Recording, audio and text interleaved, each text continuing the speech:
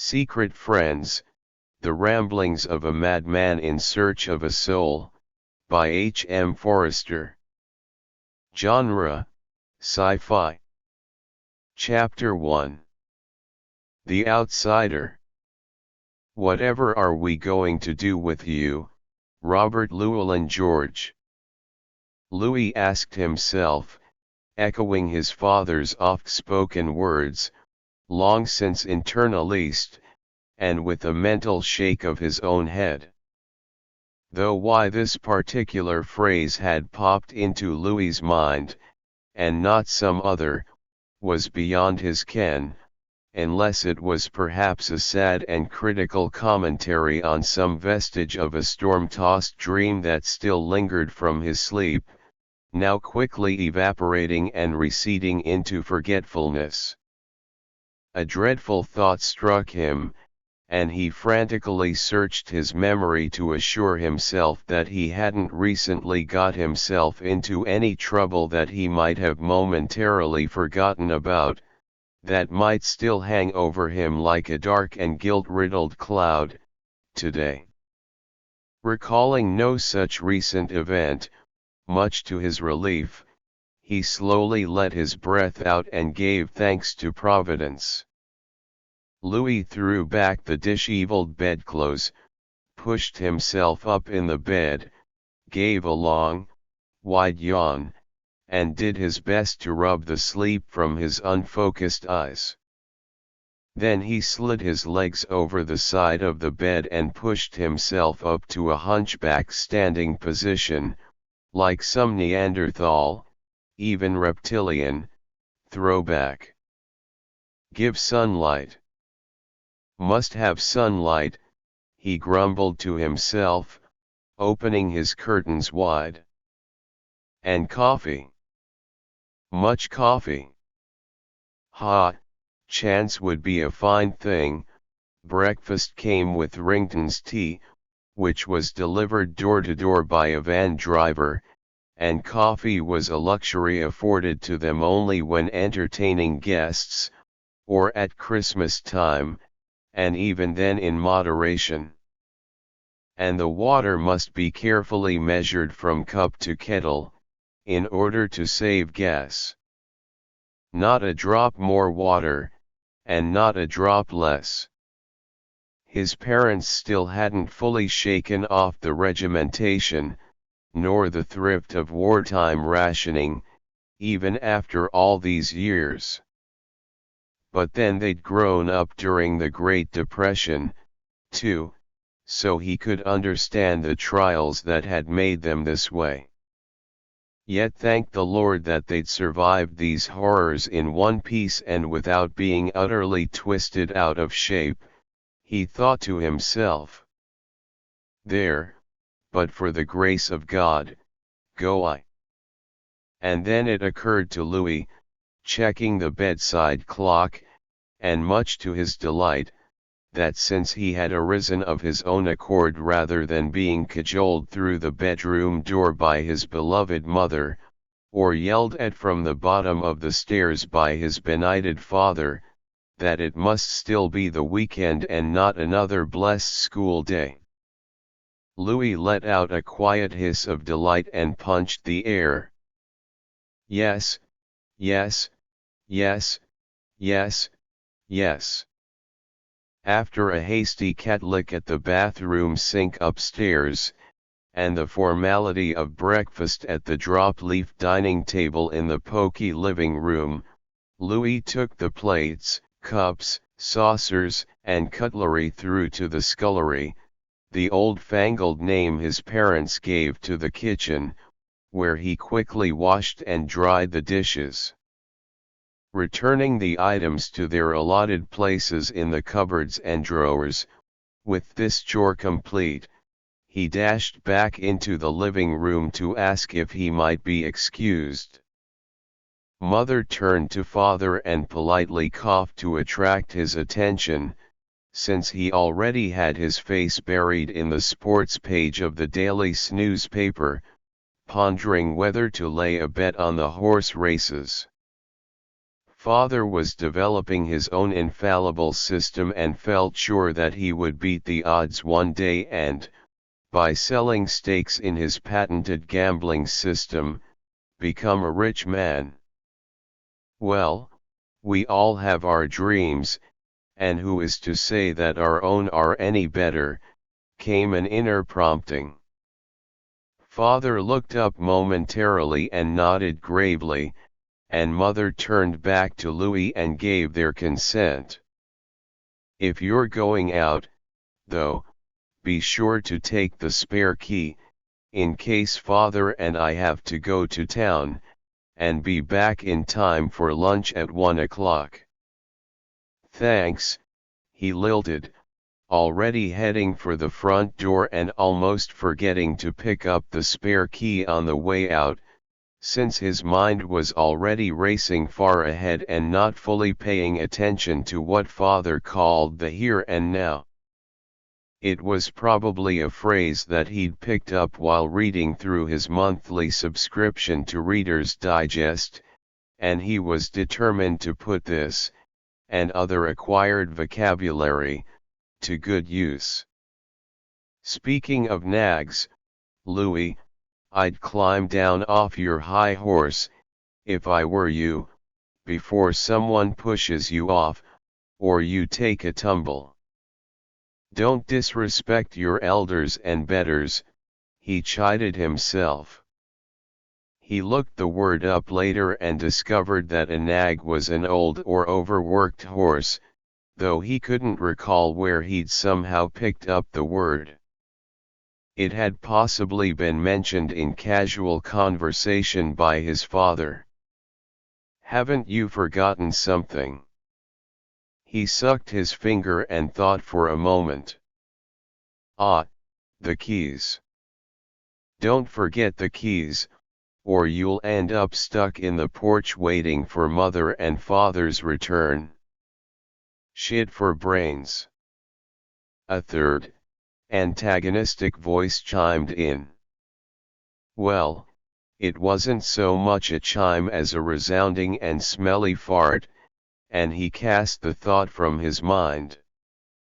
Perhaps one day they'd let him have a key of his own, and he hoped that he didn't have to wait until he was 21, which was traditionally considered a person's coming of age, when they were gifted a symbolic key. But for now, the privilege of his own key to the door was being withheld from him.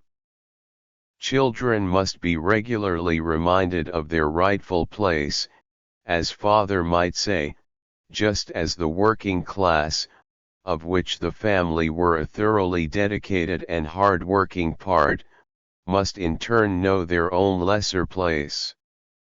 Their watchwords, thanks to the horrendous nightmare of the Great War, the Depression, and the Second World War, were grin and bear it or soldier on, and constantly mend and make do. So there was a strictly enforced pecking order throughout society in those days, as he himself was only too well, and at times painfully, aware. Louie could still vividly remember one day at infant school.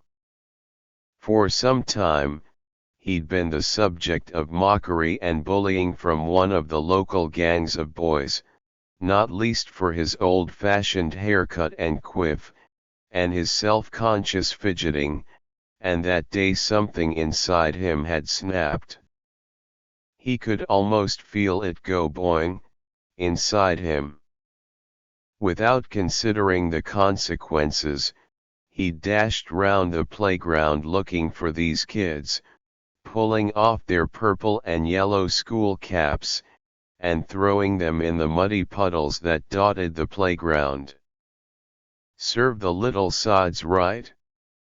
However, it was not long afterwards that the headmistress had knocked on his classroom door and demanded that he follow her and, after showing him the evidence of his misdeed, she had given him a couple of good slaps on his leg. Since his parents didn't have a telephone in those days, she had also written them a strongly worded letter.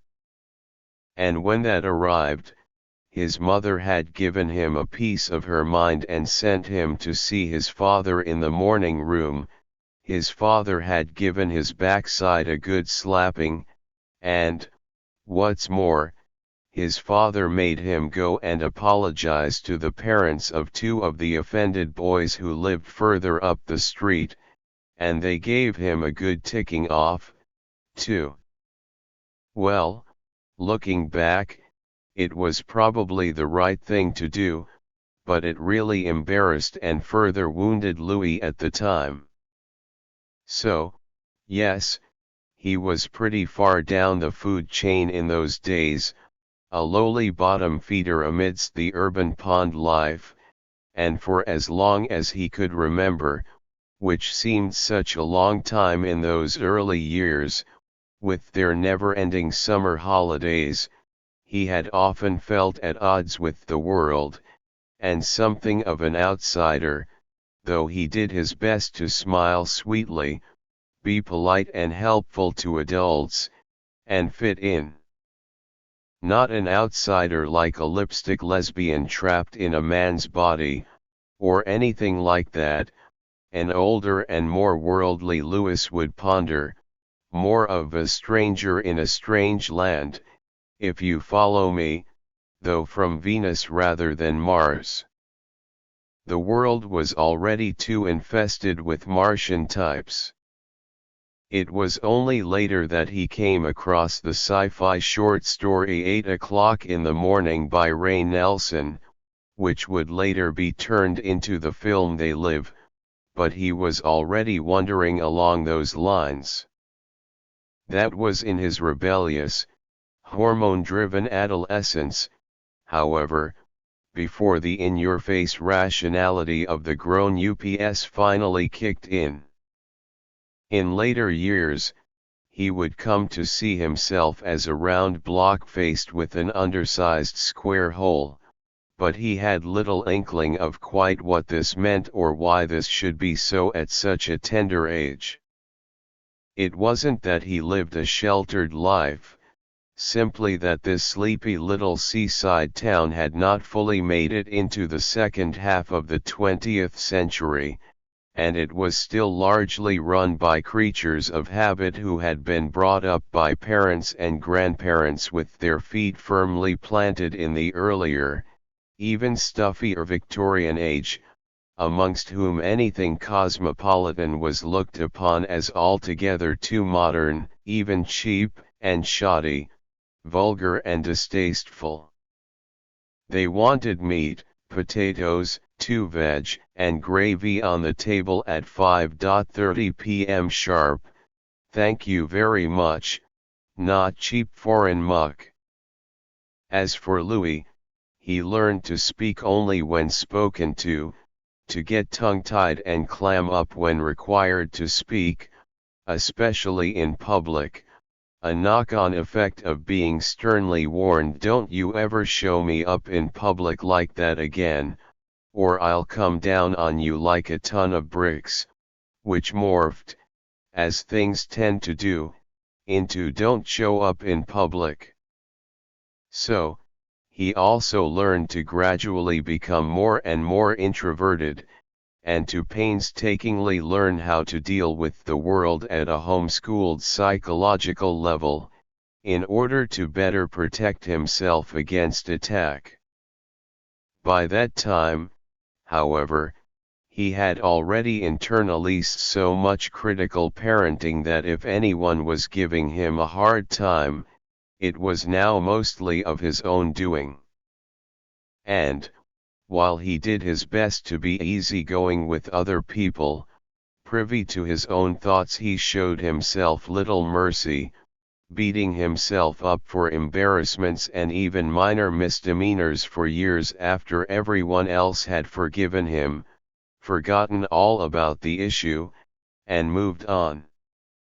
Anything with a negative emotional payload haunted him day after day and on through the decades, and sorry became his adopted middle name, or even what an idiot to give him his full, Sunday name, the name his father would holler to such dramatic effect whenever Ollie was in deep trouble, or deep shit as he referred to such matters. Thank God he had his secret friend to keep him sane and on the straight and narrow. At home he largely had to make his own company. End of chapter 1.